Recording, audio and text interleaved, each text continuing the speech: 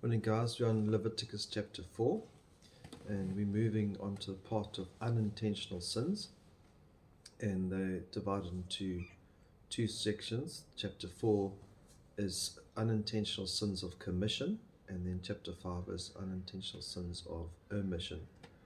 And so we're going to look at those sins. When we say commission, is so those sins that we do unintentionally, by mistake. There's also sins where we actually should be doing things that we don't do. When I say we should be loving, we should be giving, we should be doing a lot of things that God commands us, but we choose not to do that. And that's sins of omission. Okay, so reading from verse 1, Then the Lord spoke to Moses, saying, Speak to the sons of Israel, saying, If a person sins unintentionally in anything which the Lord has commanded not to be done, and commits any of them, if the anointed priest sins, so he goes through a section now, he starts with the priests, and then he ends up with the congregation, and for the same sins, unintentional sins, it just shows you how some people think it's not so bad if they do something by mistake, and it wasn't their intention, they intentionally try to do something good, but actually it was a sin. It therefore doesn't make it that bad. But sin is sin in God's eyes. He doesn't matter if we knew or didn't know it was a sin, it's still sin. Yes, the severity of the sin is not as great. Just like the priests, for the same unintentional sin, had to do a greater sacrifice than the congregation for the same unintentional sin. They just had to sacrifice a flower, whereas the priest had to sacrifice a bull. And so, yes, it may be a lighter sentence, but sin is sin. We can't just say, "Oh, I didn't know," and plead that, that of ignorance. We can't plead from a state of ignorance. So verse 3, If the anointed priest sins so as to bring guilt on the people, then let him offer to the Lord a bull without defect, always without defect, as a sin offering for the sin he has committed. What's interesting is these are compulsory. They had to do these things. Whereas, as we were in chapter 3, it wasn't compulsory. So it's also important to look at not only is it intentional, unintentional, but also are these compulsory. And I find it interesting that this is a compulsory sacrifice. So he will bring this bull without defect. Verse 4, He shall bring the bull to the doorway of the tent of meeting before the Lord, always before the Lord in the tent of meeting, and he shall lay his hand on the head of the bull. It's always the laying on of hands, and then the slaying of the bull taking the place for the sin of the priest. Then the anointed priest is to take some of the blood of the bull and bring it to the tent of meeting.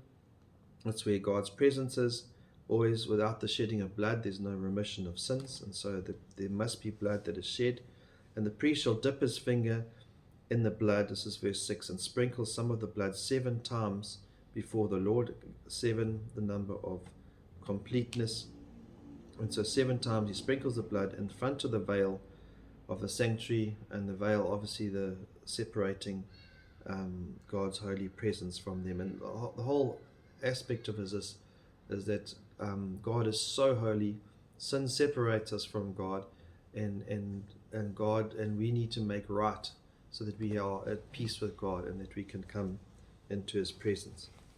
Verse 7, the priest shall also put some of the blood on the horns of the altar of fragrance of incense, which is before the Lord in the tent of meeting, just so that the Lord can be pleased with what they've with the sacrifice. And all the blood of the bull he shall pour out at the base of the altar. So all the blood gets poured out, which is at the doorway of the tent of meeting. Verse 8, and he shall remove it from all the fat of the bull of the sin offering, the fat that covers the entrails, and all the fat which is on the entrails, and the 2 kidneys, and the fat that is on them, which is on the loins, and the lobe of the liver, which he shall remove with the kidneys, just as it is removed from the ox of the sacrifice of the peace offering, in the same way.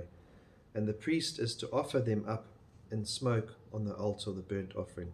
But the hide of the bull and its flesh, and its head, and its legs, and its entrails, and its refuge, that is, all the rest of the bull, he is to bring out to a clean place outside of the camp, where the ashes are poured out, and burn it on wood with fire, where the ashes are poured out, and it shall be burnt. And so Jesus sacrificed outside the camp, the sins taken outside of the camp. Anyone who is unclean removes to the outside of the camp. Now, verse 13. Now, in the whole congregation of Israel, now if the whole congregation, so when we now move on to from the priest to the congregation, as I was saying, the sacrifice not as great as the priests. Now, if the whole congregation of Israel commits error, and the matter escapes the notice of the assembly, and they commit any of the things which the Lord has commanded not to be done, and they become guilty, when the sin which they have committed becomes known, then the assembly shall offer a bull of the herd for a sin offering, and bring it before the tent of meeting. Then the elders of the congregation shall lay their hands on the head of the bull before the Lord, and the bull shall be slain before the Lord. Then the anointed priest is to bring some of the blood of the bull to the tent of meeting, and the priest shall dip his finger in the blood and sprinkle it 7 times before the Lord in front of the veil. So it's a repetition of what's happened before. Verse 18, he shall pour some of the blood on the horns of the altar which is before the Lord in the tent of meeting, and all the blood he shall pour out at the base of the altar of burnt offering, which is at the doorway of the tent of meeting. He shall remove all the fat and offer it up in smoke on the altar. And he shall also do with the bull, just as he did with the bull of the sin offering. Thus he shall do it with it. So then the priest shall make atonement for them, and they will be forgiven. Again, atonement for their sin, even though that sin was unintentional. That sin still had to be paid for with the offering of the bull. Verse 21, then he shall bring out the bull to the place outside the camp and burn it as he burnt the first bull. It is a sin offering for the assembly, again outside the camp. Verse 22, when a leader sins and unintentionally does any of the things which the Lord his God has commanded not to be done, he becomes guilty. And if his sin which he has committed is made known to him, he shall bring for his offering a goat, a male without defect. And so the leader, being a little bit less in authority to the high priest, has something not as expensive as the bull, and so now a goat. He shall lay his hand on the head of the male goat and slay it in the place where they slay the burnt offering before the Lord. It is a sin offering. Then the priest is to take some of the blood of the sin offering with his finger and put it on the horns of the altar of burnt offering, and the rest of its blood shall be poured out at the base of the altar of burnt offering. All its fat he shall offer up in smoke on the altar, as is the case of the fat offering of peace offerings. Thus the priest shall make atonement for him in regard to his sin, and he will be forgiven. Now if anyone of the common people sins unintentionally in doing any of the things which the Lord has commanded not to be done, and becomes guilty, if his sin which he has committed is made known to him, then he shall bring his offering, a goat, a female without defect, for a sin which he has committed. He shall lay his hand on the head of the sin offering and slay the sin offering at the place of the burnt offering.